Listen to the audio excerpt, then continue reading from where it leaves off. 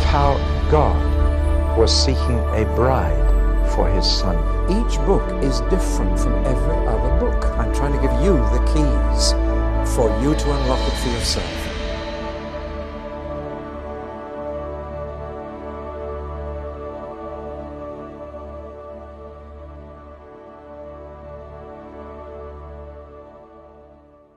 The book of Revelation is not only different in content from all other books in the Bible, it's different in origin. It was the only book that no one decided to write. The Gospels and the Epistles and the book of Acts, somebody said, I want to write a letter, or I want to write a gospel, and sat down and thought it through and then put it on paper. Now I know we say that John wrote it. What do we mean by that? Well, he actually wrote it down, but it didn't come from him at all. That explains something that has puzzled the Bible scholars a lot. He calls himself John with no other introduction at all, so he must have been a very well-known and very famous John. And the only well-known John in that area was the Apostle John, the only one of the 12 disciples not to be assassinated, the only one to live to an old age. And we know that he moved to Ephesus and that he took with him Mary, the mother of Jesus, and looked after her as if she were his own mother in Ephesus. And about a year ago, some of us stood at the grave of the Apostle John in Ephesus. Well, now, we say he wrote it, but he didn't really. He never intended to write this book, had no idea of writing it. He was told simply to write down what he saw and heard. He was like a shorthand typist. He was a secretary, or they used to call them in those days amanuensis.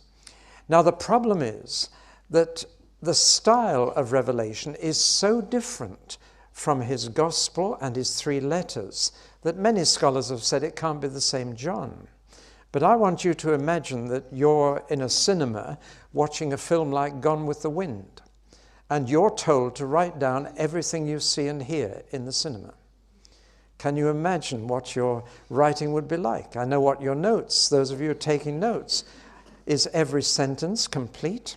Is the grammar good? Is the spelling all right? No. And poor John was having to write down. In fact, he was so overwhelmed with the visions he was seeing and the words he was hearing that many times he forgot to write it down. And 11 times in the book, an angel says, you're not writing this down. Write this down, for these words are trustworthy and true. And poor John grabs his pen again and has to keep going.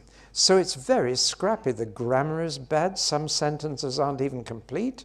And they say, how could the Apostle John, who was a pretty good writer in his old age, how could he have penned such a thing? Well, the answer was he was taking notes, writing down everything he saw and as quickly as possible. Well, then why didn't he take the notes and polish them and produce a nicely written book? Well, the answer is very simple. The last thing he wrote down was, anyone who tampers with this book will be cursed. Anyone who takes away what you've written or adds anything to it, so he didn't dare touch what he'd written, and that's why we have, and it is in the Greek, a very scrappy sort of book, and not at all like the Apostle John's writings. But it was his hand that actually wrote down. Nevertheless, it was not from his mind. It was largely dictated to him. Now, it's amazing how many people were involved in the production of this book. Angels were involved. Angels were telling John what to write. The Holy Spirit was involved. Jesus was involved. It's called the revelation of Jesus, which God gave him to show his servants what must soon take place. So we've got God giving the revelation to Jesus, giving it to his Spirit, giving it to angels, giving it to John, giving it to the 7 churches. That's the kind of chain of revelation that is involved in this book. It does make it quite unique. We've got a revelation direct from God and direct from Jesus and direct from the Spirit through the angels to John to the 7 churches. That's quite a long chain. So who is really the author? Well, I suppose God is, and Jesus is, and the Spirit is. John was simply writing down what he saw and heard, and it came in the form both verbal and visual. He heard things and he saw things and was told to write them all down. And that's how we've got it. Now, it begins with an extraordinary revelation of Jesus himself. Bear in mind that John had been the closest to Jesus during his life. When they lay at table, they didn't sit on chairs, they lay in their table like this and ate with the right hand. They were leaning against somebody else. Incidentally, their dirty feet were under the nose of the next man. That's why they had to wash their feet rather than their hands before they ate. But here's John, always on Jesus' right hand, always leaning on Jesus' breast, whispering things to him. John was the beloved apostle. I don't like to use the word favorite, but he was closest to Jesus, loved very deeply. And now, 60 years later, he meets Jesus again, but this time he's terrified and falls on the ground in a faint because he has never seen Jesus like this before. For one thing, his hair is now pure white. And that's a changed Jesus. But more than that, it is the blazing glory of the figure he sees. He hears him first. A voice behind him speaks, and turning to see who's talking, he has this incredible vision of Jesus. If ever you go to Coventry Cathedral, you'll see a very unusual tapestry at the far end. I'm not sure that I like it. It's enormous. That little man at the feet of Jesus is life-size, and if you've been, you know how big it is. But it was an attempt to portray this glorified, ascended Jesus as he appeared to John. And there are other symbols from the book of Revelation, the creatures from Revelation 4 around the ascended Christ. Christ in glory. You see, Paul saw Jesus after he ascended and got his glory back, and it blinded him. Whereas in the resurrection appearances, nobody was blinded.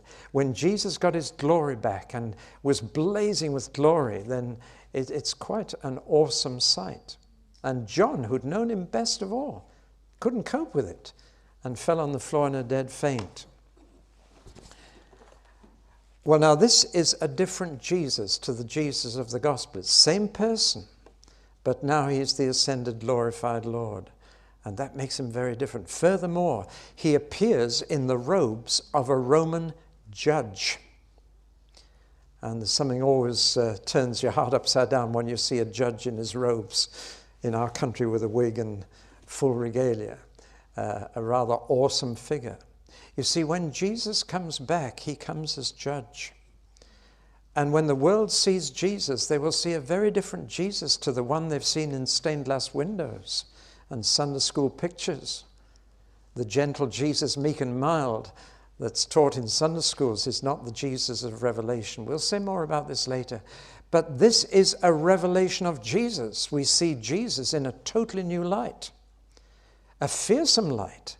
In fact, in chapter 6, it says that the people of the earth, the kings, right down to the slaves, will pray that the mountains will fall on them and swallow them up, rather than look on the face of this Jesus. And his blazing eyes, blazing with anger at what we've done to his Father's world. So we need the book of Revelation to fill out our picture of Jesus. And there are many, many brand new titles of Jesus in this book. Some titles even which are given to God in this book are later given to Jesus, like Alpha and Omega. And here we have Jesus presenting himself in a new light. As you probably know, he has 250 different names and titles, more than anybody in history, and it's a good devotional exercise to write them down. You'll get stuck about 35, but there are 250 titles of Jesus. Many of them come out of this book.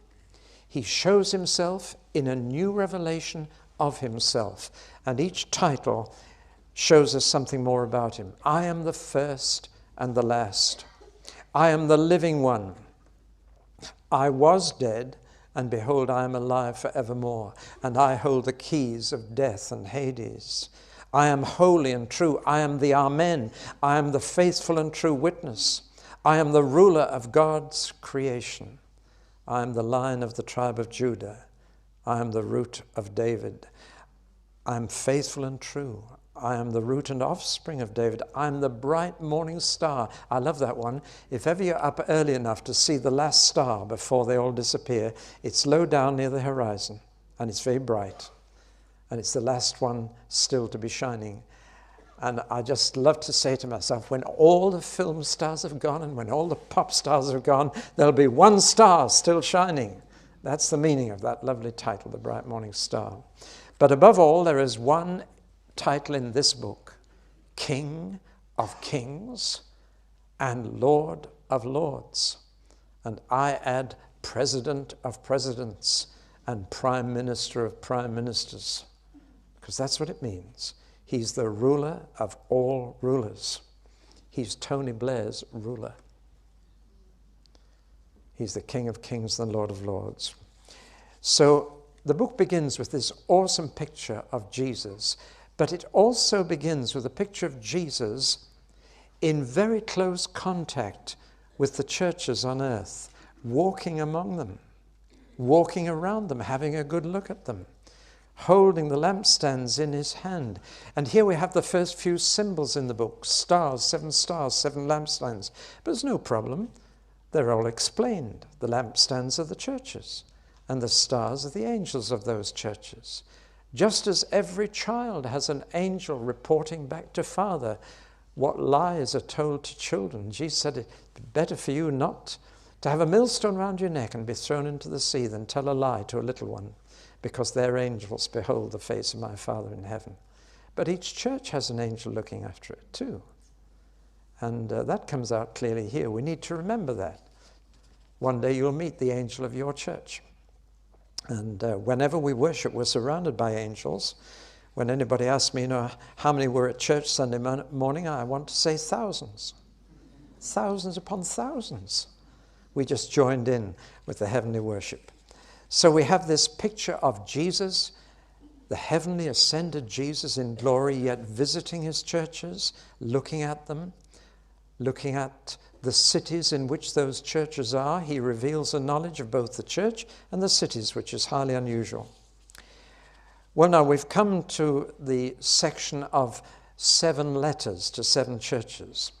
I'm amazed that we pay so much attention to the letters of Paul and so much attention to the letters of John and so little attention to the letters of Jesus.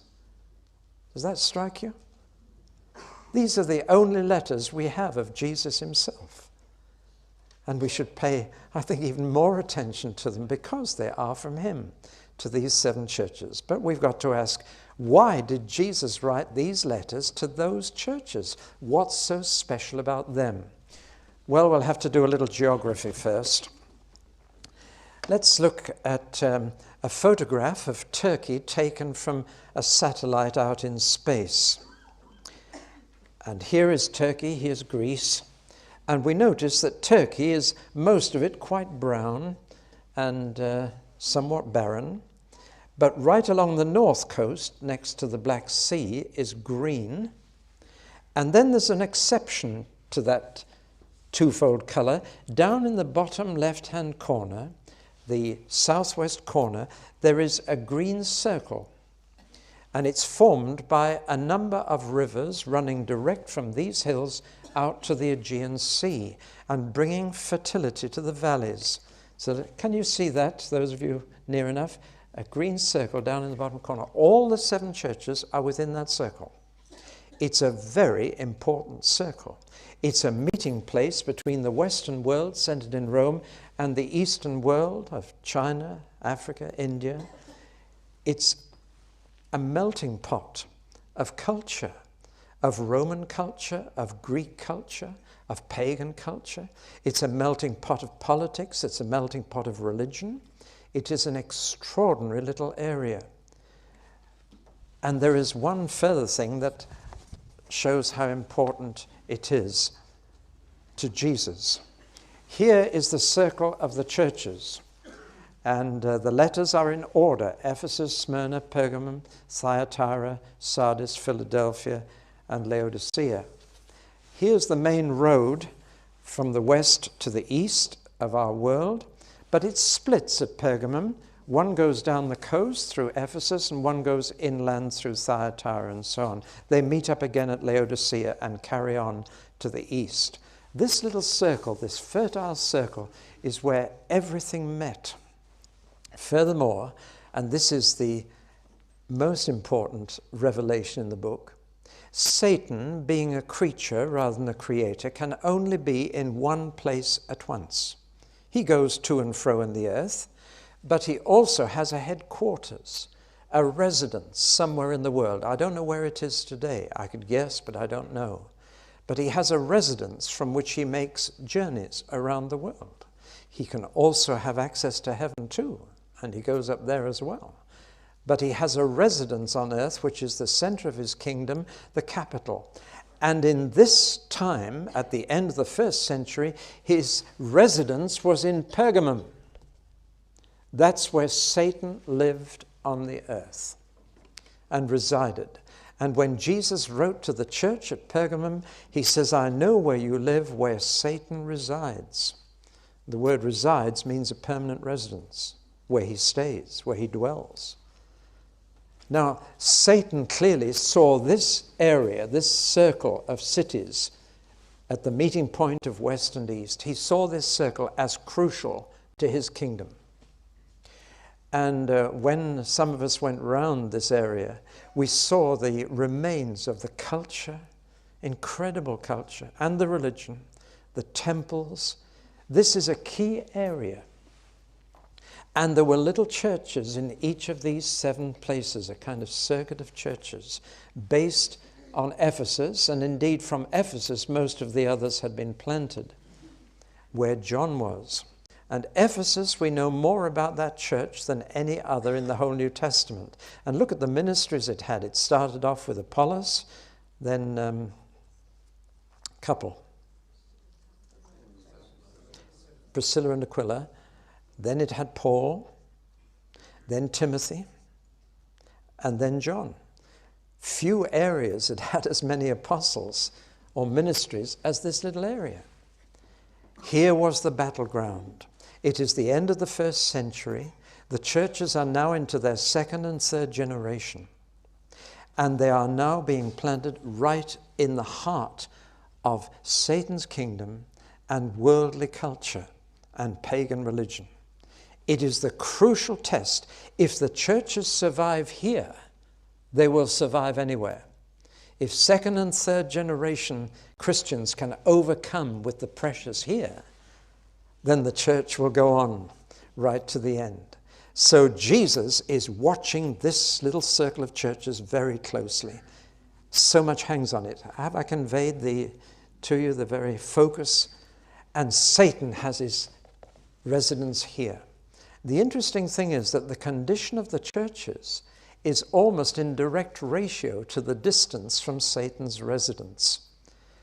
2 nearest to Satan are corrupted from the inside with idolatry and immorality. The next 2 further out are persecuted, but are coming out on top, and Jesus has no criticism for them. The 2 furthest away, namely Ephesus and Laodicea, are not troubled by Satan at all. They're just losing their first love or growing cold. Isn't that interesting? Satan is right inside the churches near at hand, and he's got idolatry and immorality right inside those churches. A bit further away, he is persecuting them through Jews, and they're having a tough time. But Jesus has no criticism for the 2 persecuted churches. But the 2 furthest away from Satan, they're just growing cold. They're lukewarm. They're neither hot nor cold, or they're losing their first love. It's an amazing picture that emerges from these 7 letters. But I think you can see how crucial this area is to the future of the church in the 2nd and 3rd generation, because 2nd and 3rd generation Christians are not always as enthusiastic or as dedicated as the 1st generation converts. We all know this with our children. They've got to come to the same enthusiasm and zeal for the Lord as their parents have. So 2nd, 3rd generation Christians churches, tiny little groups of people meeting in houses and halls under this dreadful domination of Greco-Roman culture, pagan religion, and above all Satan. If you go to Pergamum, there's a huge steep mountain towering over Pergamum itself, and on the top of the mountain are libraries and temples, and one of them in particular was the Temple of Zeus. And it's like a huge armchair, massive U-shaped temple. And in the courtyard was an altar which was constantly burning black smoke. You could see from the city of Pergamum right above you this horrible temple with the black smoke constantly rising from it, which Jesus calls Satan's throne. And there's a picture of it, but it's not in Pergamum now. That picture is from East Berlin, a museum called the Pergamon.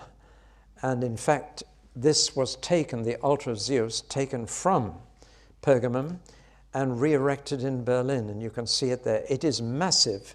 That little black dot there is a full-size human being. And this massive armchair like that, can you see it? That's Satan's throne. Turkey wants it back, and there are Christians in Berlin praying that it may go back. But it is not Satan's throne now. It's an empty chair. But that was in Pergamum here, and Satan resided right there. And he loves heights, does Satan. He loves to be on top of a mountain surveying the kingdoms of the world. He was when he tempted Jesus in that way. So you can see that this is why Jesus wrote these letters to this particular place. I'm not going to say an awful lot about the letters because I've said an awful lot on a double video. Here's the commercial coming. But last year we went out with the film crew that we've got here today, and we went out and we went round the 7 churches, and this double video has all the letters translated and explained and expounded in full detail. So I'm not going to go through an awful lot of detail in this series, but let's just look at each letter. There are 7 letters to 7 churches, and almost everything in the book of Revelation is in sevens, right the way through. 7 trumpets, 7 seals, 7 bowls of wrath. 7 is God's perfect number. It's the round, complete number. What falls short of God is 6. And 666 is a trinity of falling short of God. And we'll come across that figure later. But 7 is God's complete and perfect number. And so Jesus speaks to these 7 churches. He writes 7 letters, and each letter has 7 parts. And the 7 parts of each letter are so similar, and we'll just run through them. The first part, he puts the address at the top of the letter to the angel of the church in Ephesus, to the angel of the church in Sardis, or wherever. Then he never uses his own name. He doesn't say this letter's from Jesus. He gives himself a title that is usually brand new, something that the churches need to know about him. Either they've forgotten some aspect of his personality, or they need to be told about it. So when he is pretty scathing about a church, he says, I am the true and faithful witness. I'm telling you the truth. So the attribute of Jesus is the second item in each letter. These are the words of him who. And then he describes himself. And these descriptions are taken from the initial vision in chapter 1. So having shown himself in glory to John, he now picks things out of that vision and applies them to each church individually. The third item in each letter is he approves something in the church. And here's a neat little reminder to us. If you're going to criticize someone, say something nice first. If you're going to say something bad, say something good first. In fact, all the epistles of the New Testament follow this pattern. Paul, writing to the church at Corinth, which was in a mess, says, I thank God that you come behind in no spiritual gift. There was only one church that Paul couldn't say anything good about. Do you know which one that was? Galatians. But normally when he's writing a letter, he commends them. He approves first. And Jesus does the same. And Jesus always begins this section by saying, I know all about you. I know all the good things you are, all the good things you've done. I know.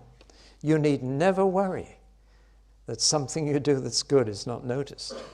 Jesus sees it if nobody else does. If you never get thanked by the church, don't worry, because Jesus saw it. He says, I know your deeds, and there's approval. Then he gets on to accusation. But, yet I hold this against you. And those criticisms are devastating. Jesus sees all the bad things in your church, the secret, the hidden things, as well as the good things that usually are out in the public eye. But he sees the bad things. Then he moves to advice, and he tells them what they should do to put the situation right. But he says, if you don't, I will come and put it right. And to two of the churches, he warns them that Jesus is in the business of closing churches down, or in the language of Revelation, removing their lampstand. Now, we're so keen to plant new churches, to grow new churches, to open them, but Jesus wants some closed. And he says, either you put this right, or I'll have to close you down. And there are plenty of empty church buildings around the world that have been closed down. Jesus not only plants churches, he closes them when they're an insult to him and the gospel. But he always makes an appeal. And the appeal is, he who has an ear, let him hear. Or if I may translate that, let everyone who hears heed what I write. There's a difference between hearing and heeding, isn't there? Difference between just hearing the words and taking it in. There was a secretary in London appeared in the office with new earrings, and one said in and the other said out. I've often thought of selling them on these evangelical trinket stands to congregations. He who has an ear, let him hear what the Spirit is saying to the churches. And you notice that each letter had to be read in all the churches, so they all heard them all. And it must have been quite awesome when you heard the letter to Ephesus and to Smyrna and to Pergamum, and then yours was next. And you thought, what's he going to say about us? And you waited with bated breath. But the appeal is really saying RSVP. I want a response. I want to reply to this letter. I want to see that you got it by how you react to it. And then an assurance, a promise, closes the letter. To him who overcomes, I will. Now notice that that assurance at the end is not given to the church. It's given to an individual within the church. Whatever the state of your church, however bad it is, you are responsible for you. You can't take responsibility for the whole church. Jesus is saying, whatever the state of your church, what I will ask you in the last days, did you overcome? It also tells us that the first place we have to overcome is inside the church, not outside. That if we can't overcome the problems inside the church, we're never going to be overcomers when the world gets at us. That's the acid test of our endurance and of our overcoming. Interesting, not one of the letters says, I advise you to go down the road to Izmir, or Smyrna as it was then. I advise you to get your chariot out and go down the road to Smyrna. It's a much better church. He didn't say that, did he? He said, you overcome right there. You stay there, and as far as you're concerned, one of the most strong appeals he makes to an individual within the church is in the last letter to Laodicea, where he tells the whole church that he wants to spew them out of his mouth. You make me sick. But he says, I'm standing and knocking at the door. It's not the door of the heart, it's the door of the church. And he says, if just one member wants me back in, I'll come in. What a promise. One member can get Jesus back into a church. That doesn't, of course, give the whole church fellowship with Jesus, but he says, I will sup with that member, and they will sup with me. We'll have fellowship together. That's the most misapplied and misunderstood verse in the whole Bible. Behold, I stand at the door and knock. It has nothing to do with conversion. It has nothing to do with counseling and inquirer. It has everything to do with a church that has lost Jesus, and any member in that church can get him back in. So you see, each letter has the same pattern. But it's most helpful to read the letters side by side. We read them one after another in the Bible, but when you put them side by side, you see some very different things appearing in the letter. I've colored what is the same. And you notice straight away that 1, 2, 3, 4, 5 are approved for being good churches, but 2, there's nothing good in them.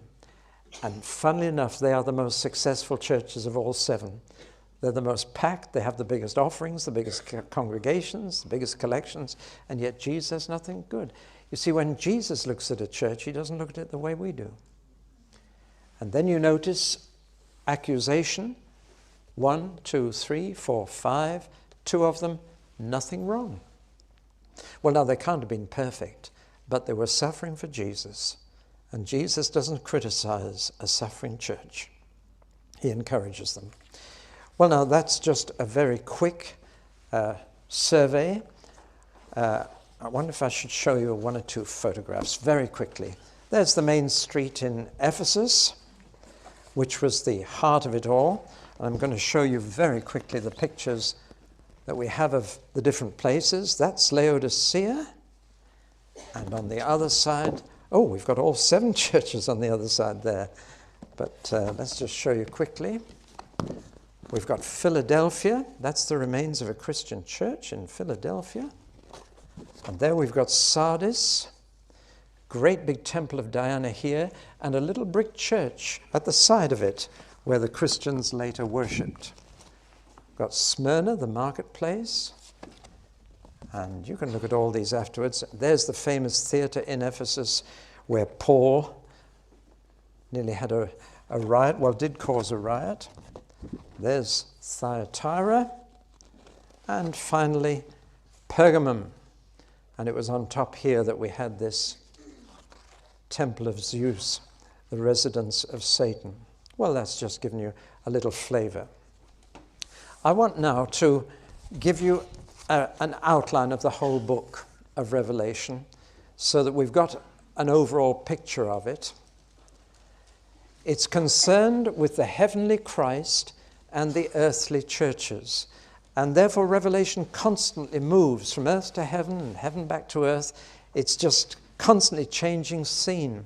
That throws us a little because we're not used to history of heaven as well as earth. Because what goes on up in heaven often changes things down here. Now, I've divided the book of Revelation into 4 groups, 4 sections. 2 of them in red, 2 of them in green, because the red ones are bad news and the green ones are good news. Chapter 1 gives us the picture of the heavenly Christ and his concern for the earthly churches.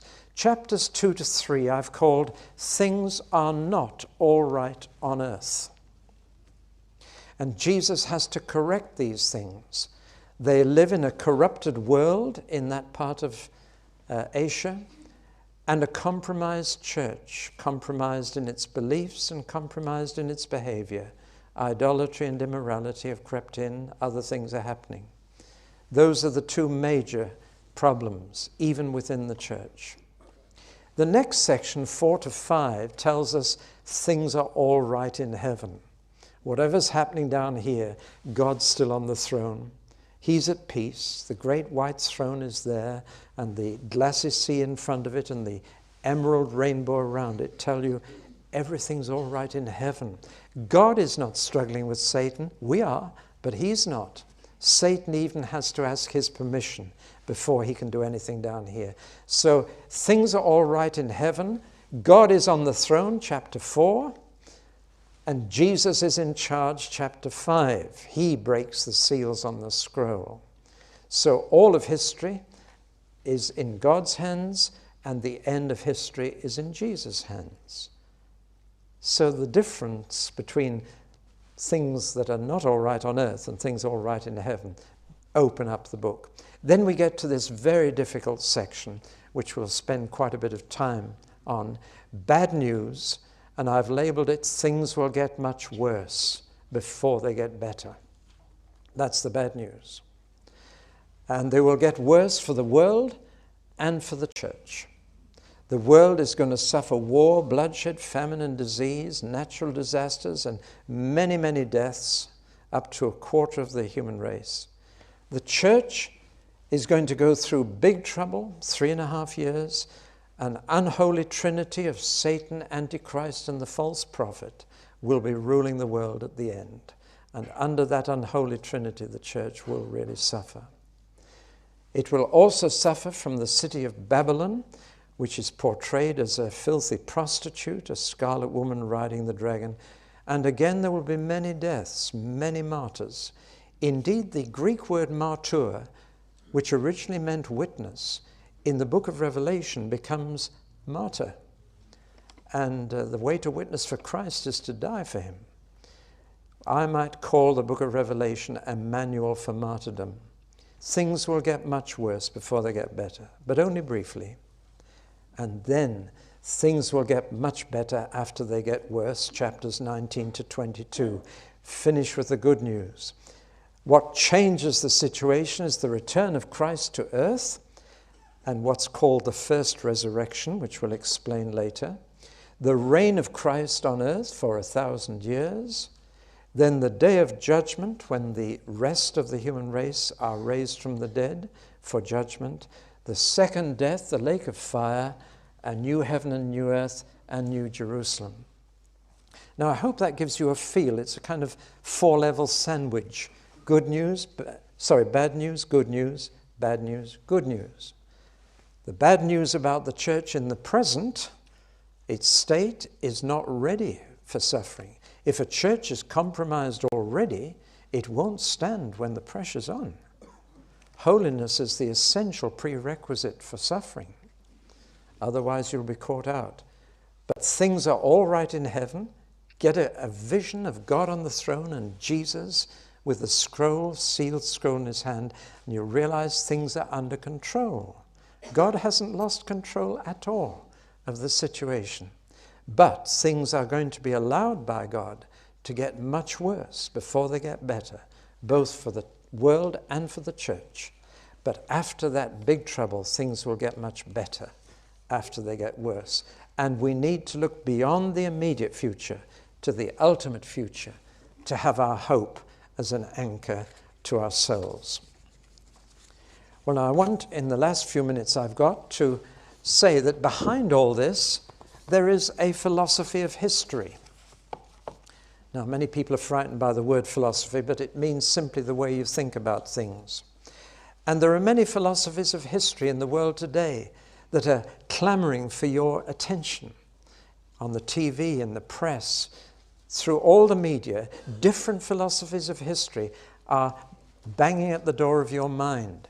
The most common one is what we call the cyclic philosophy of history. History repeats itself, it just goes on.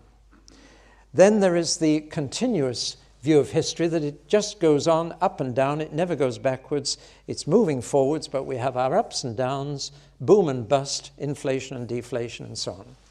There is the progressive view of history, as one English Prime Minister in 1900 said, up and up and up and on and on and on.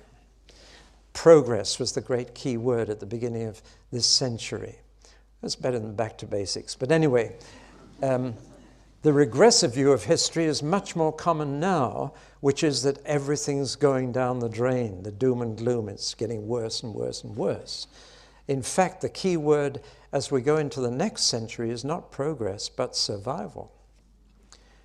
But the apocalyptic view of history is the Bible view, that in the immediate future things will get worse, but in the ultimate future they will get suddenly better and will stay better. Now that view of history like that is unique to 3 groups of people: Jews, Christians, and communists, and they all believe the same thing. The only difference between them is what's going to change that.